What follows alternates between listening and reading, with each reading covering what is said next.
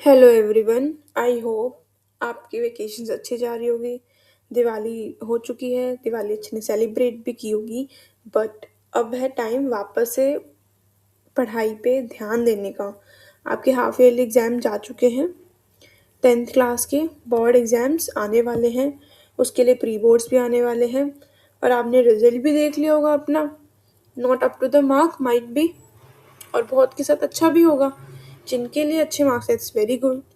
जिनके नहीं आए हैं, देखो अभी भी टाइम है दीदी है। अभी भी टाइम है, आप वापस से कमबैक कर सकते हो। देखो आपने पढ़ाई तो की होगी, मे बी रिवीजन की प्रॉब्लम होगी। तो यहाँ पे इस वीडियो में मैं आपको कुछ पढ़ाने नहीं आई हूँ, बिकॉज आप पढ़ चुके होगे। बस आपको एक एक्टिव रिकॉल सेशन की नीडेड है, जो मस्ट होता है। आप ये एक्टिव रिकॉल सेशन देखो, और फिर देखो आपकी जो प्रिपरेशन है वो किस लेवल पे जाती है। So today we will start with chapter number second, that is acid, bases and salt। ये बहुत इंपॉर्टेंट चैप्टर है, इसमें से हर बार ही क्वेश्चंस पूछते हैं। So let's start। Acid basis salt. हाँ, स्टार्ट करने से पहले आपको एक बारी रिवीजन करनी होगी, मतलब एक बारी आपने वो चैप्टर को रीड करा होगा, उसके बाद ये वीडियो देखना। और ये वीडियो काफ़ी लंबी नहीं होने वाली, मैक्सिमम हम ट्राई करेंगे 15 मिनट्स में ख़त्म कर दें। और साथ में अपनी बुक्स भी लेके बैठना। अगर आपने नोट्स नहीं बनाए हैं तो आप इसको फॉलो कर सकते हो, और मैं इसकी पीडीएफ डिस्क्रिप्शन बॉक्स में अटैच करके दे दूँगी। So let's start with the acid basis salt active revision. देखो, अब मुझे ये बताओ कि जो एसिड होता है और बेस होता है उसका टेस्ट कैसा होता है। एसिड का टेस्ट सोर होता है या बेस का टेस्ट बीटर होता है। तो इसको हम फिल करेंगे गैप को। जो एसिड होता है वो सोर इन टेस्ट होता है, और जो बेस होता है वो बीटर इन टेस्ट होता है। ठीक है। अब नेक्स्ट बोला है कि अगर एसिड को मैंने लिटमस पेपर पे टेस्ट किया तो कलर का क्या चेंज हो जाएगा। वो, एक मिनट, मेरे ना पेन की चार्जिंग ख़त्म हो गई है, एक बार इसको चार्ज करते हैं। इससे पहले चार्ज हो रहा है तो विद इन 10 सेकेंड हम देख लेते हैं। देखो मैंने ना पूरी की पूरी एक्टिव शीट रिकॉल करके बना दी है, जो एक एक पेजेस से उठाया है, रीड किया है, और उसमें जो जो क्वेश्चंस बन सकते हैं, जो जो हम लोगों को एग्ज़ाम हॉल में याद होना चाहिए, वो सब मैंने एक्टिव रिकॉल शीट में डाल दिया है। ठीक है। ये ब्लैंक है, मैं इसको फिल करूँगी आपके साथ, और फिर आप उसको रिवाइज कर लेना। ठीक है। बस इतना ही पढ़ना है, ज़्यादा पढ़ने की नीड ही नहीं है, बहुत जल्दी आपकी रिवीजन भी हो जाएगी। चलो, ये कहते हैं कि एक एसिड है, एसिड को मैंने टेस्ट किया लिटमस पेपर में, तो कैसे कलर शो करेगा। वो करेगा ब्लू से रेड की तरफ। अगर बेस को मैं टेस्ट कर रही हूँ तो वो कलर कौन सा दिखाता है, रेड से ब्लू। ठीक है। कोई भी दो नेचुरल इंडिकेटर के एग्जाम्पल्स बताओ। That is litmus, another one is turmeric. ठीक है। जो सोपी नेचर किसका होता है, एसिडिक का होता है या बेसिक का होता है। सोचो सोचो सोचो। इट इज़ बेसिक, मतलब बेस का होता है सोपी नेचर। कोई भी दो सिंथेटिक इंडिकेटर, कोई भी दो synthetic indicator is methyl orange and phenolphthalein.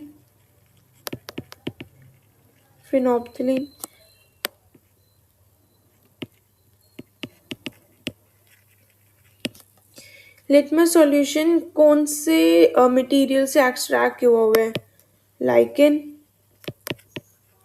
इसका कलर कैसा होता है, नेचुरली कौन से कलर में मिलता है ये, जब हम टेस्ट करने से पहले, that is purple. So okay, the next question is acid base indicator. कोई भी 4 एग्जाम्पल बताने हैं हम लोगों को एसिड बेस इंडिकेटर के। The 4 examples include is पिट्यूनिया, litmus, red cabbage, you can go with turmeric, or another one you can go with the hydrazina। Hydrazine, hydrazine. ठीक है, नेक्स्ट आती है कुछ chemical properties of acid and bases. ये methyl orange and phenolphthalein synthetic indicators में से आते हैं। टर्मरिक, रेड कैबेज और ये सारे नेचुरल इंडिकेटर्स हैं। तो ये कहता है मिथाइल ऑरेंज है, जब आप इसको टेस्ट कर रहे हो तो एसिड में कौन सा कलर दिखाएगा? मिथाइल ऑरेंज आपको रेड कलर दिखाता है, और बेस होगा तो वो आपको येलो कलर दिखाएगा, येलो। फिनोप्थलीन में एसिड में कलरलेस होता है, बेस में फिनोप्थलीन कैसा होता है? सोचो सोचो, दैट इज पिंक। ठीक है, टर्मरिक का बिल्कुल रिपीटिशन तो है नहीं। टर्मरिक कौन सा शो करता है? येलो। एसिड में येलो, और बेस में it shows the reddish brown. Red cabbage में जब एसिड में टेस्ट करते हैं तो वो हम लोगों को कलर दिखाता है पिंक या फिर रेड, और बेस में हम लोगों को दिखाता है येलो या फिर ग्रीन। अगर ये रेड कैबेज और मिथाइल ऑरेंज सिमिलर से साउंड करते हैं, red red, yellow yellow. Litmus paper का आप फिल करना तो याद होगा वो। ठीक है, next comes the second one is all factory indicators. कौन कौन से ऑल फैक्ट्री इंडिकेटर मेंशन किए हुए हैं हमारी एनसीईआरटी में? Clove, onion, vanilla. ठीक है, अब मुझे ये बताओ, इन तीनों को जब हम एसिड के लिए टेस्ट करते हैं तो क्या रिजल्ट दिखाता है? कोई स्मेल चेंज होती है या नहीं होती?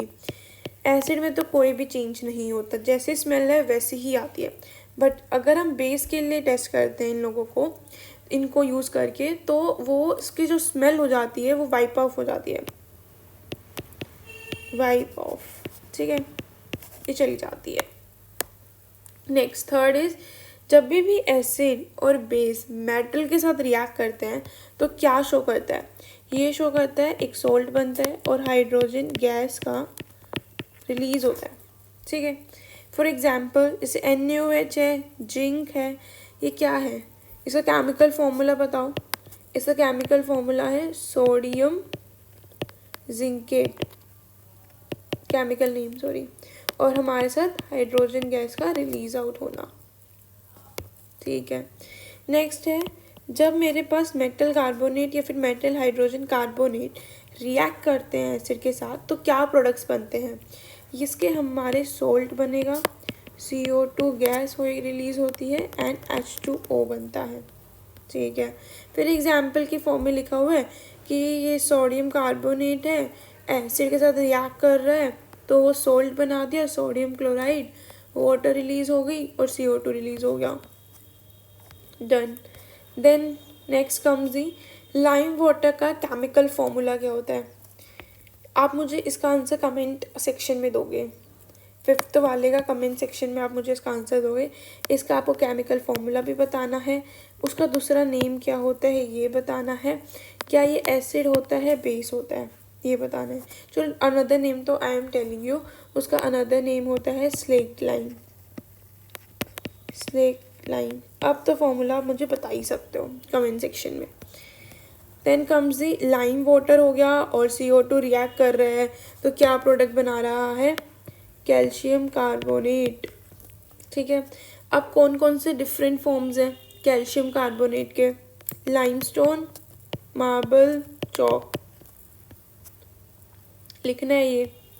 न्यूट्रलाइजेशन रिएक्शंस क्या होती है? न्यूट्रलाइजेशन रिएक्शंस में एसिड प्लस में base will gives you salt plus में वाटर, ये हो गया।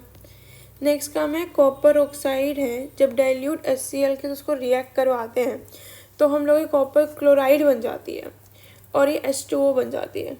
अब मुझे ना इस पर ना ये बताना ये टाइप ऑफ रिएक्शन क्या है। अभी हम लोगों ने रिवाइज नहीं किया है first chapter, but type of reaction क्या है? क्या ये कॉम्बिनेशन रिएक्शन है, डिस्प्लेसमेंट रिएक्शन है, डबल डिस्प्लेसमेंट रिएक्शन है? कमेंट सेक्शन में बताना, इससे आपकी रिवीजन होगी। ठीक है, आपकी ही रिवीजन होगी। नेक्स्ट, अगर मेटल ऑक्साइड को एसिड के साथ रिएक्ट करते हैं तो क्या तो प्रोडक्ट बनते हैं ये बताएंगे।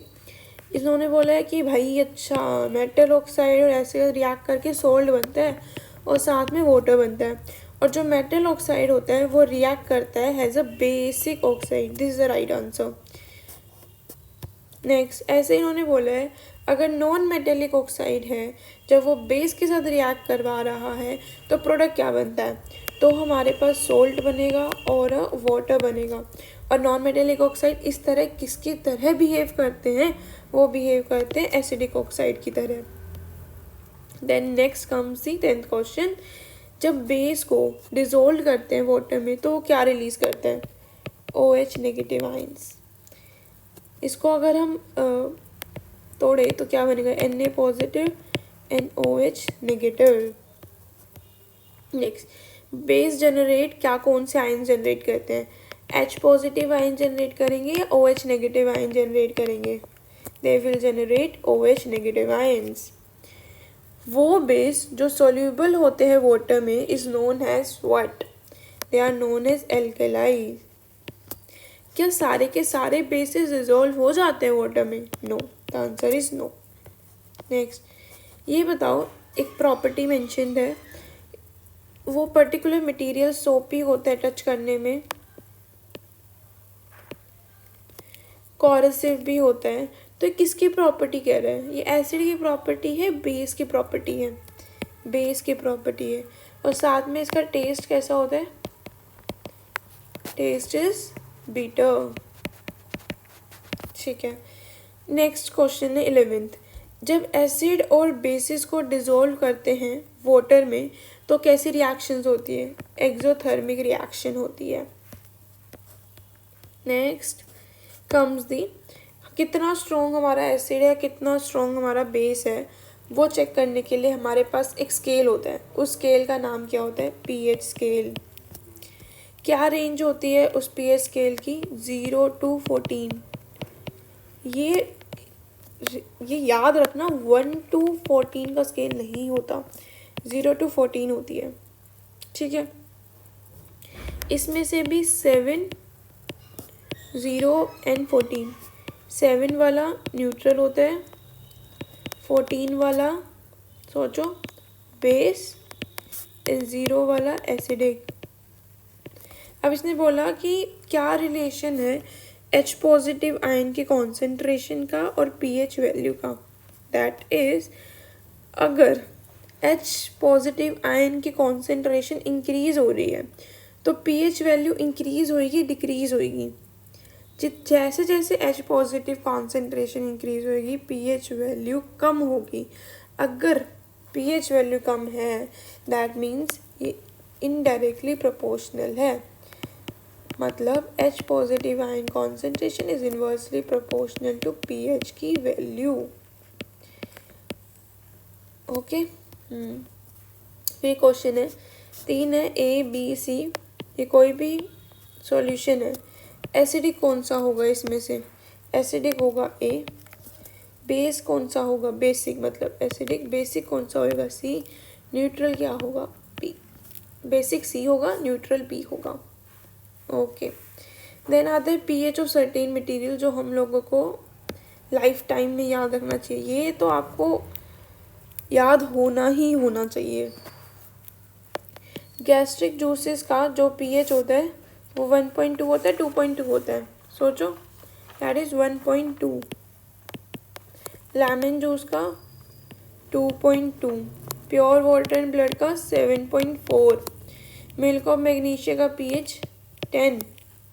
इसका केमिकल नेम क्या होता है, मैग्नीशियम हाइड्रोक्साइड। एसिड रेन का pH 5.6। वीनस में कौन सा एसिड देखने को मिलता है, सल्फ्यूरिक एसिड। स्टमक में कौन सा एसिड है, HCl hydrochloric acid. Tooth decay कब होती है, जब हमारा pH लेस देन 5.6 होता है, तब हो जाती है। अब एसिड क्या कर रहा है, एक ऊपर वाला ही क्वेश्चन देखते हैं, अगर पर्टिकुलर एसिड ज़्यादा से ज़्यादा हमारा H positive ion concentration release कर रहा है, H पॉजिटिव कॉन्सेंट्रेशन की वैल्यू ज़्यादा हो गई तो pH की वैल्यू कम होगी, तो द आंसर विल बी लो। लो होगी इसकी वैल्यू, तो ये एसिड स्ट्रॉन्ग हुआ वीक हुआ? एसिड मेरा स्ट्रॉन्ग हो गया ना, क्योंकि वैल्यू कम है पीएच की, तो स्ट्रॉन्ग एसिड हो गया। 0 1 2 ऐसे होगी, तो मेरा जो एसिड होगा वो स्ट्रॉन्ग होगा, राइट। कोई भी एक एंटासिड का एग्जाम्पल बता दो। That is milk of magnesia. Okay, tooth enamel किससे बना होता है?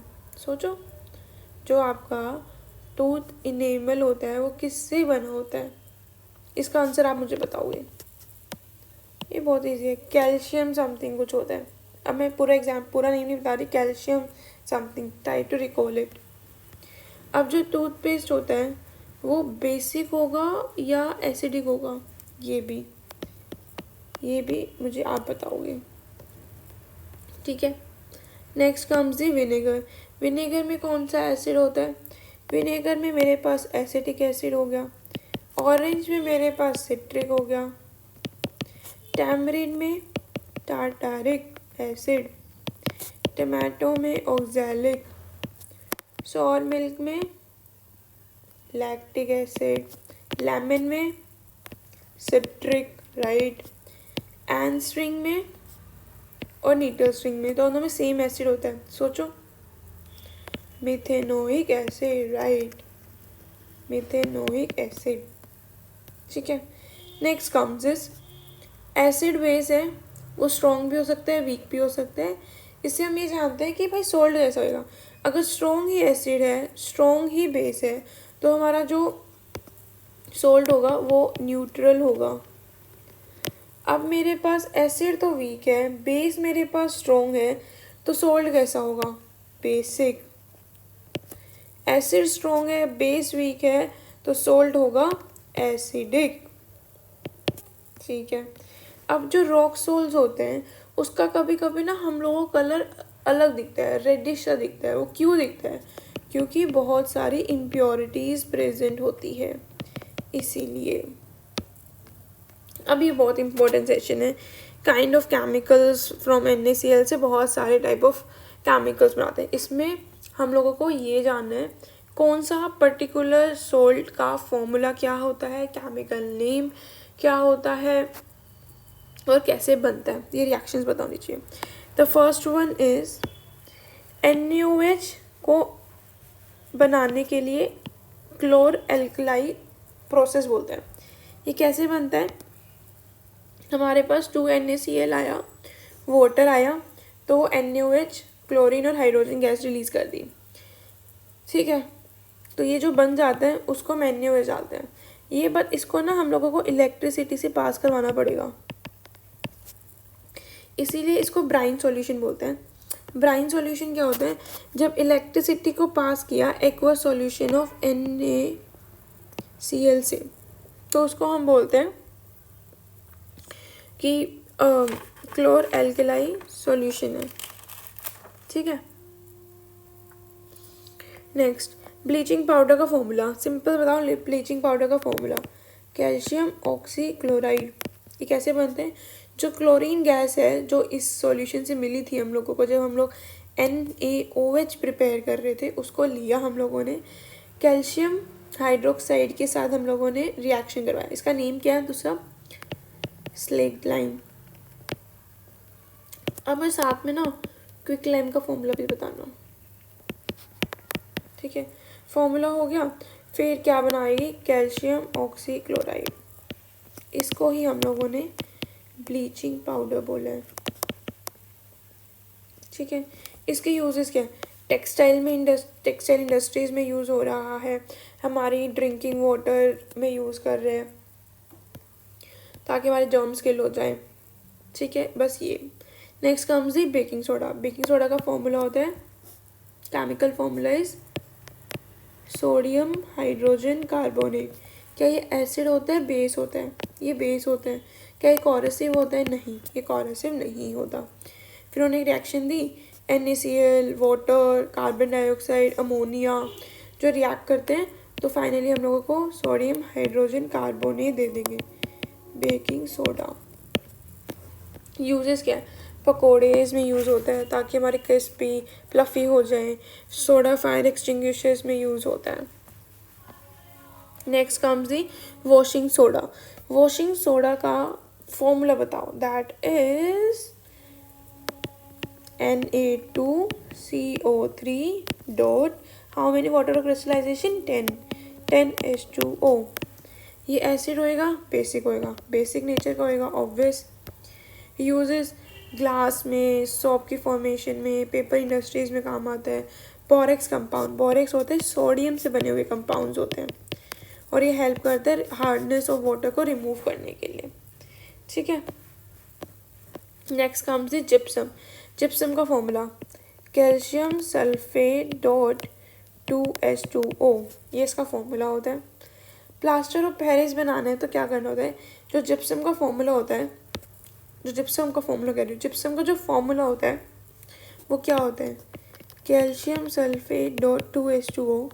जब हम इसको हीट करते हैं 373 केल्विन में तो हम लोगों को calcium sulphate dot half H2O बन जाता है। इसी को ही हम लोगों ने POP बोलते हैं, प्लास्टर ऑफ पेरिस, जो कि यूज़ हुआ है टॉयज़ के फॉर्मेशन में, डेकोरेटिव पर्पसेस में, सरफेस स्मूथ में। This is all which we need to remember for our examination point of view. I hope आपको ये एक्टिव रिकॉल सेशन अच्छा लगा होगा, थोड़ा सा बेटर भी लगा होगा और देखा भी होगा कि आपको ऐसा नहीं है कि नहीं आते क्वेश्चन। इट्स जस्ट दैट कि आपकी मेमोरी में अभी वो रिटेन नहीं हो रहे हैं। आपको इस टाइप का एक्टिव सेशन रिकॉल चाहिए था, तो इसको आप रिवाइज करना है एक बारी और इस शीट को, और you can go with this revision sheet once more. So this is for today.